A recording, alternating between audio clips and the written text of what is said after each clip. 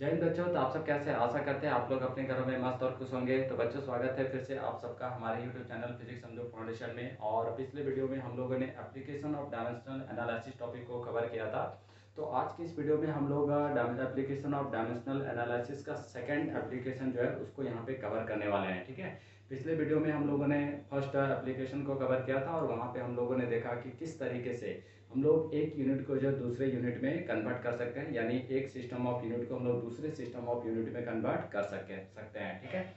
तो वहाँ पे हम लोगों ने बहुत सारे क्वेश्चन को भी कवर किया था। तो आज के इस वीडियो में भी हम लोग सबसे पहले इस कॉन्सेप्ट को समझेंगे, है ना। और उसके बाद फिर हम लोग बहुत सारे क्वेश्चन को भी यहाँ पे कवर करेंगे। ठीक है। तो देखिए, to check whether given formula is dimensionally correct, यानी जो भी आपको गिवन फार्मूला होगा वो चेक करके बताना है कि वो डायमेंशनली करेक्ट है या नहीं है। तो इस टॉपिक को लेने से पहले हम लोग क्या करेंगे, एक छोटे से प्रिंसिपल को यहाँ पे पढ़ेंगे, है ना। और उसके बाद फिर हम लोग वन बाय वन क्वेश्चन को यहाँ पे सॉल्व करेंगे। ठीक है। तो पहला ये जो प्रिंसिपल है वो हमारा क्या है, तो प्रिंसिपल ऑफ होमोजेनिटी। ठीक है। तो प्रिंसिपल ऑफ होमोजेनिटी, अब प्रिंसिपल ऑफ होमोजेनिटी को जब हम लोग समझ लेंगे तो फिर इस टॉपिक को समझना बड़ा आसान हो जाएगा। ठीक है। तो प्रिंसिपल ऑफ होमोजेनिटी कहता क्या है, तो प्रिंसिपल ऑफ होमोजेनिटी क्या कहता है कि all the terms of any physical relation are having same dimension. ठीक है। क्या कह रहा है कि all the terms of any physical relation are having same dimension। ठीक है।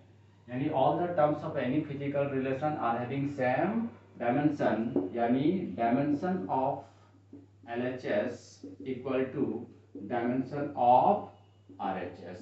ठीक है। मान लीजिए आपको कोई इक्वेशन गिवन है, जैसे एक इक्वेशन ले लेते हैं S equal to U T plus half A T square.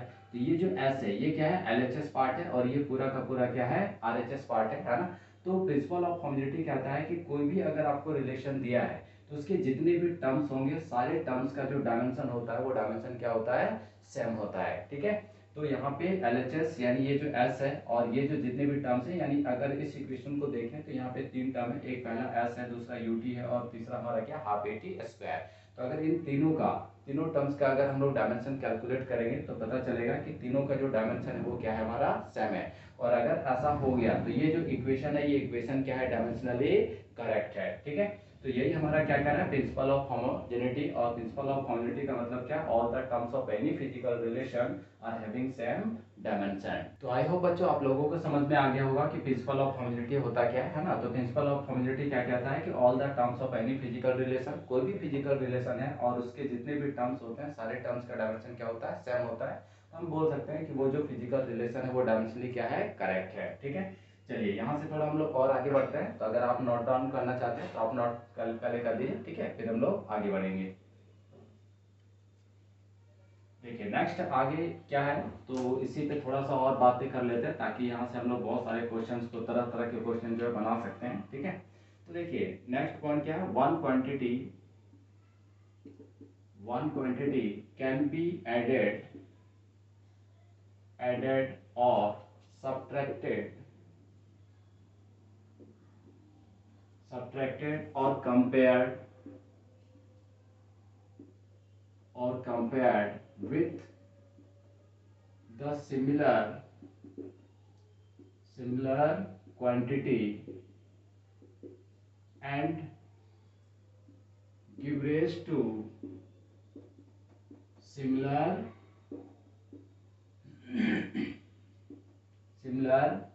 Quantity. ठीक है। इसका मतलब क्या है, क्या बोल रहा है कि one quantity can be added, subtracted और compared with the similar quantity. यानी कहने का मतलब है कि एक क्वांटिटी में अगर आप कोई दूसरे क्वांटिटी को ऐड करना चाह रहे हैं तो वो सिमिलर क्वांटिटी क्या हो सकता है, ऐड हो सकता है ना। जैसे मिल्क में मिल्क ही ऐड हो सकता है, वैसा नहीं ना कि मिल्क में आयरन को ऐड कर सकते नहीं, मिल्क में मिल्क ही ऐड होगा, वाटर में वाटर ही ऐड होगा। जैसे अगर हम लोग यहाँ पे देखते हैं तो मान लीजिए x प्लस वाई है ना। तो x प्लस वाई क्या ये ऐड हो सकता है, तो पॉसिबल नहीं। अगर हाँ ये होता कि x 2x प्लस अगर 3x होता तो इसको हम लोग बड़े आराम से क्या लिख देते हैं, 5x, है ना। तो तो उसी तरह से सिमिलर अगर एक क्वांटिटी है तो उसमें सिमिलर क्वांटिटी को ही हम लोग क्या कर सकते हैं, ऐड कर सकते हैं या सब्ट्रैक्ट कर सकते हैं या फिर कंपेयर कर सकते हैं। तो जब हम लोग एक क्वांटिटी में सिमिलर क्वांटिटी को ऐड करेंगे तो जो नया क्वांटिटी मिलेगा वो भी क्या होगा, सिमिलर क्वांटिटी ही होगा। ठीक है, जैसे मान लीजिए अगर हम लोग बात करें, एक इक्वेशन है F equal to M A, तो ये हमारा क्या है, F क्या है, फोर्स है यहाँ पे, है ना, और ये जो M इंटू ए है ये भी हमारा क्या होगा, फोर्स ही होगा। ठीक है, या फिर अगर S equal to U T plus half A T square है, तो ये हमारा S क्या है, डिस्प्लेसमेंट है। ठीक है, S हमारा यहाँ पे क्या है, डिस्प्लेसमेंट है। अब देखिए ये डिस्प्लेसमेंट कब मिल रहा है, जब हम ut plus half A T square को ऐड कर रहे हैं। यानी कहने का मतलब है ये जो ut है, ये ut भी क्या है, डिस्प्लेसमेंट है, और ये हाफ ए टी स्क्वायर जो है ये भी हमारा क्या है, डिस्प्लेसमेंट है। ठीक है, तो जब दो डिस्प्लेसमेंट को ऐड कर रहे हैं तो हमको फाइनल रिजल्ट क्या मिल रहा है, डिस्प्लेसमेंट ही मिल रहा है। तो डिस्प्लेसमेंट में जब हम डिस्प्लेसमेंट ऐड करेंगे तभी हमको क्या होगा, डिस्प्लेसमेंट मिलेगा। या डिस्टेंस में डिस्टेंस ऐड करेंगे तभी हमको डिस्टेंस मिलेगा, टाइम में टाइम ऐड होगा तभी हमको टाइम मिलेगा। ठीक है, तो वही कहना चाह रहे हैं कि एक क्वांटिटी में सिमिलर क्वांटिटी ही क्या हो सकता है, ऐड हो सकता है, सब्ट्रैक्ट हो सकता है, या फिर हम कंपेयर कर सकते हैं और हमको मिलेगा क्या, तो सिमिलर क्वांटिटी ही क्या होगा, मिलेगा। जैसे ये भी डिस्प्लेसमेंट है, ये भी डिस्प्लेसमेंट, दोनों को ऐड किए तो हमको क्या मिल रहा है, डिस्प्लेसमेंट मिल रहा है। क्लियर है? तो आई होप आप सबों को ये 2 पॉइंट क्लियर हो गया होगा। अगर क्लियर हो गया होगा तो प्लीज एक लाइक कर दीजिएगा। ठीक है, तो चलिए आगे देखते हैं और आप चेक करेंगे कि किस तरीके से हमें जो गिवन इक्वेशन है क्या वो डायमेंशनली करेक्ट है या नहीं है। तो चेक करने का मेथड समझ में आ गया। हम लोग क्या फॉलो करेंगे, प्रिंसिपल ऑफ होमोजेनिटी। और प्रिंसिपल ऑफ होमोजेनिटी क्या कहता है, all the terms of any physical relation are having same dimension. सारे टर्म्स का डायमेंशन क्या होगा, सेम होना चाहिए। ठीक है, तो वो इक्वेशन हमारा क्या होगा, डायमेंशनली करेक्ट होगा। ठीक, चलिए तो यहाँ पे कुछ इक्वेशन लेते हैं। जैसे मान लीजिए पहला क्वेश्चन हम लोग ले रहे हैं, है ना, S equal to U T plus half A T square is dimensionally correct. ठीक है, ये चेक करना है कि S equal to U T plus half A T square is dimensionally correct, यानी डायमेंशनली करेक्ट है या नहीं है। तो हम लोग अभी क्या पढ़ें कि जितने भी टर्म्स होंगे सारे टर्म्स का डायमेंशन क्या होगा, सेम होगा। किसके हिसाब से, according to principle of homogeneity. अगर ऐसा हो गया तो वो पूरा इक्वेशन जो है वो डायमेंशनली क्या होगा, करेक्ट होगा। ठीक है, तो यहाँ पे थोड़ा देखें तो ये जो हमारा ये क्या है, फर्स्ट टर्म है ना, मान ले रहे ये फर्स्ट टर्म, ये इसको क्या मान लेंगे, सेकेंड टर्म। ठीक है, और इसको हम लोग क्या मान ले रहे हैं, थर्ड टर्म। एक्चुअली इस इक्वेशन में 3 ही टर्म है, तो एक को फर्स्ट मान लिया, सेकंड थर्ड। अब तीनों का क्या करते हैं, डायमेंशन निकालते हैं। ठीक है, तो पहला हमारा क्या है, एस है। अब एस क्या है, डिस्प्लेसमेंट है, तो डिस्प्लेसमेंट को किससे डिनोट करता है, कैपिटल एल से। क्लियर है? अब देखिए सेकंड टर्म, तो सेकंड टर्म हमारा क्या है, यू टी। अब इसका डायमेंशन निकाल लीजिए, तो यू क्या है, इनिशियल वेलोसिटी, इनिशियल वेलोसिटी का क्या होगा, एल टी इनवर्स 1। ठीक है, और टी है तो टी का क्या हो जाएगा, कैपिटल टी, है ना। तो ये देखिए ये दोनों कट गया और फाइनल क्या आया हमारा, एल ही आया। ठीक है, थर्ड टर्म ले लीजिए। अब देखिए थर्ड टर्म में क्या है, 1/2 ए टी स्क्वायर है, तो ये हमारा क्या है, कांस्टेंट टर्म है ना। ये हमारा क्या हो गया, कांस्टेंट टर्म हो गया, और कांस्टेंट टर्म का कोई डायमेंशन नहीं होता है। ठीक है, तो सिंपल यहाँ पे क्या आ जाएगा आपका, ए टी स्क्वायर। ठीक, तो देखिए ए एक्सेलरेशन है तो क्या हो जाएगा, एल टी इनवर्स 2, है ना, और टाइम है तो टाइम को क्या लिखेंगे, टी, और पावर कितना है, 2 है। ठीक है, तो फिर से ये दोनों क्या हुआ, कैंसिल हो जाएगा, क्या मिल गया, एल मिल गया। तो देखिए जो एल एच एस है वही हमारा क्या है, आर एच एस भी है ना, यानी dimension of L H S equal to क्या आ गया, dimension of R H S आ गया। ठीक है, तो जो हमारा इक्वेशन है वो इक्वेशन क्या है, डायमेंशनली करेक्ट है। तो इस तरीके से हम लोग क्या करते हैं, चेक करते हैं। कोई भी अगर हमें गिवन फॉर्मूला दिया गया है तो उसको चेक करेंगे कि क्या वो डायमेंशनली करेक्ट होगा या नहीं होगा। ठीक है, तो आप सबसे पहले इसको नोट डाउन कीजिए, फिर हम लोग नेक्स्ट क्वेश्चन की ओर बढ़ते हैं।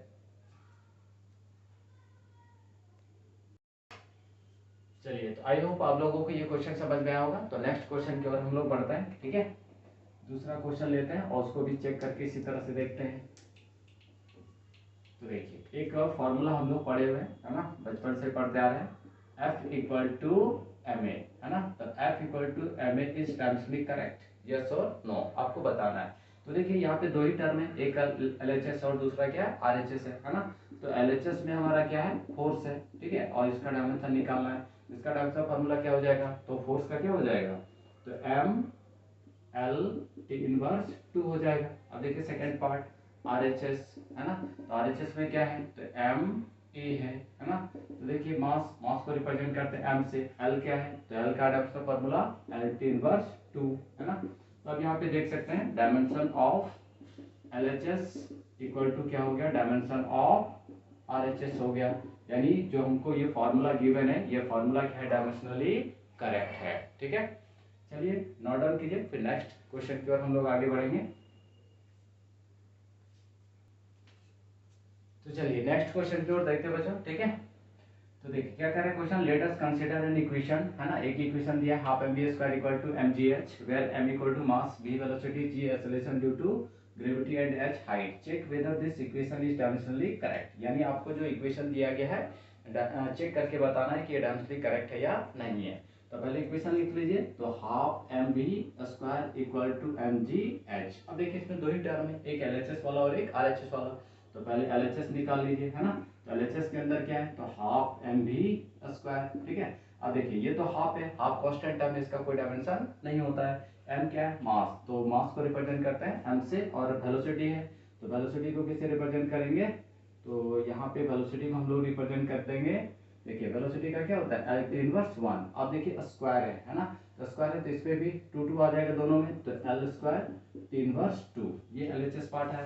अब RHS निकाल लेते हैं। ठीक है, RHS में क्या है, तो mgh है ना। m क्या मास, तो मास को m से रिप्रेजेंट करते हैं। g एक्सेलरेशन है, एक्सेलरेशन को हम लोग किससे रिप्रेजेंट करते हैं, तो L इनवर्स 2 से, है ना। यहाँ पे हो जाएगा L इनवर्स 2। अब h हाइट मतलब डिस्टेंस हो गया, तो डिस्टेंस को हम लोग L से रिप्रेजेंट करते हैं। ठीक ना, तो इसको अगर हम लोग कंबाइन करेंगे तो देखिए यहाँ पे क्या हो जाएगा, m और एक L यहाँ पे और एक L यहाँ पे, क्या हो जाएगा L स्क्वायर और T इनवर्स 2। अब देखिए जो LHS है वही हमारा क्या है, RHS आ गया। तो therefore dimension of LHS equal to dimension of RHS, है ना। ये क्या हो गया, डायमेंशनली, ठीक है। तो क्या हो जाएगा, डायमेंशनली करेक्ट हो जाएगा। क्लियर है। तो इस तरीके से हम लोग क्वेश्चन को जो है यहाँ पे डील करेंगे। ठीक है, डायमेंशनली करेक्ट। तो आई होप आप लोगों को ये क्वेश्चन जो समझ में आ रहा होगा, और ये टॉपिक भी आप लोगों का समझ में आ गया होगा कि किस तरीके से हम लोग जो भी गिवन इक्वेशन है उसको हम लोग चेक करके बताएंगे कि वो इक्वेशन जो है डायमेंशनली करेक्ट है या नहीं है। ठीक है, तो अब इसको नोट डाउन कीजिए, फिर हम लोग नेक्स्ट क्वेश्चन की ओर बढ़ते हैं। आप लोगों के सामने एक नया क्वेश्चन है। ठीक है, कुछ इस तरीके से एक इक्वेशन आपको दिया गया है और फाइंड करने बोल रहा है a अपॉन बी, जिसमें f क्या है, फोर्स है, x टाइम डिस्टेंस है और t क्या है, टाइम है। ठीक है, तो देखिए हम लोग प्रिंसिपल ऑफ होमोजेनिटी के बाद एक छोटा सा टॉपिक पढ़े कि one quantity can be added, subtracted और compared with the similar quantity and give rise to similar quantity. ठीक है, तो सबसे पहले इस इक्वेशन को यहाँ पे लिखते हैं, f equal to a root X plus B T square. अब जरा देखिए ये f क्या है, फोर्स है, और ये फोर्स कब मिल रहा है, जब हम इन दोनों टर्म्स को आपस में क्या कर रहे हैं, ऐड कर रहे हैं। तो अगर ये दोनों टर्म को ऐड करने से फोर्स मिल रहा है, इसका मतलब है कि ये दोनों टर्म भी क्या है, फोर्स ही है। ठीक है, तो फोर्स में ही फोर्स को ऐड कर जब करेंगे तो क्या होगा, हमको फोर्स ही मिलेगा, है ना। तो देखिए one quantity can be added, subtracted और compared with the similar quantity. तो एक क्वांटिटी में हम लोग सिमिलर क्वांटिटी को ही क्या करते हैं, ऐड करते हैं, और जब ऐड करेंगे तो हम लोग को सिमिलर क्वांटिटी ही क्या होगा, मिलेगा। तो अगर हमें फोर्स मिला है, इसका मतलब ये दोनों भी क्या है, फोर्स ही है। ठीक है, तो अब देखिए ए और बी का निकालना है, तो हम लोग कुछ इस तरीके से लिख सकते हैं कि ये वाला जो टर्म है वो इसके क्या होगा, बराबर होगा, है ना, क्योंकि दोनों फोर्स है। तो देखिए एफ इक्वल टू क्या हो जाएगा, ए रूट एक्स, है ना। तो इसको हम लोग क्या लिख सकते हैं, ए एक्स है तो इसको लिख सकते हैं 1/2, और ये हमारा क्या हो गया, एफ। ठीक है, तो फोर्स का डायमेंशन क्या हो जाता है, तो फोर्स का डायमेंशन हो जाता है ml t इनवर्स 2, और ए का तो निकालना है, और यहाँ पे x क्या है, डिस्टेंस है, तो इसको क्या लिखेंगे, l 1/2, है ना, l का पावर 1/2। अब इसको उठा के इधर ले आइए, तो क्या हो जाएगा, देखिए m l t इनवर्स 2, और ये नीचे आ जाएगा l 1 का पावर 1/2, है ना, ये पूरा आ गया, और इधर आपका आ गया a। तो यहाँ से देखिए a का वैल्यू कितना आ जाएगा आपका, तो ये ऊपर चला जाएगा, है ना। तो एम एल, अब देखिए ऊपर जाएगा तो पहले से +1 है, और ये ऊपर जाएगा तो -1/2 हो जाएगा। तो 2 - 1/2 यानी 1/2 हो जाएगा, तो 1/2, और आपका क्या है, t इनवर्स 2, है ना। ये वैल्यू किसका आ गया, a का। क्लियर है, ये a का वैल्यू निकल गया है। अब इसी तरह से ये जो पूरा टर्म है क्या इस टर्म के बराबर होगा, यस, क्योंकि ये फोर्स है तो ये भी फोर्स ही है ना। तो again f equal to B T square. अब फोर्स का डायमेंशन क्या हो, डायमेंशन फॉर्मूला क्या हो जाएगा, तो M L T inverse two, यहाँ पे लिख देंगे M L T inverse two, और ये आपका क्या हो गया बी, और टी क्या है, टाइम है, तो टाइम को टी से रिप्रेजेंट करते हैं। अब स्क्वायर है तो टी स्क्वायर हो जाएगा, है ना। अब इसको उठा के नीचे ले आते हैं, तो M L T inverse two, है ना, और नीचे क्या हो गया आपका टी स्क्वायर, और इधर आपका आ गया बी, है ना। अब इसको फर्दर सॉल्व करेंगे तो एम एल, अब देखिए यहाँ पे +2 है, जब ये ऊपर जाएगा तो माइनस हो जाएगा, तो टी इनवर्स 4, है ना, और ये वैल्यू किसका आ गया, बी का।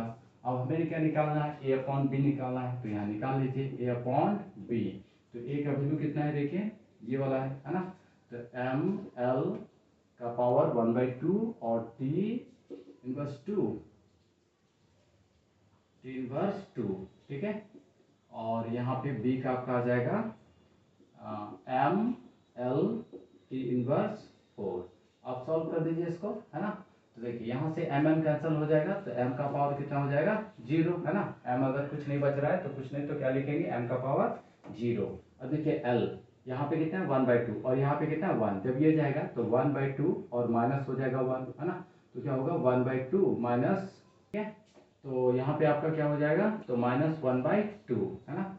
तो ये L का पावर हो जाएगा -1/2, और देखिए यहाँ पे T का पावर कितना है, -4 है, जब ये ऊपर जाएगा तो प्लस हो जाएगा, और -2, तो -2 और +4, तो क्या बच जाएगा आपका T का पावर 2। ये किसका वैल्यू आ गया, A अपॉन B का, ठीक है। तो ये इस तरीके से हम लोग क्वेश्चन को सॉल्व करेंगे। तो एक क्वांटिटी में जो है सिमिलर क्वांटिटी को ही क्या कर सकते हैं, ऐड कर सकते हैं, सब्ट्रैक्ट कर सकते हैं, या फिर कंपेयर कर सकते हैं। तो इस तरह का जो क्वेश्चन है वो हमेशा एग्जाम में जो है पूछा जाता है।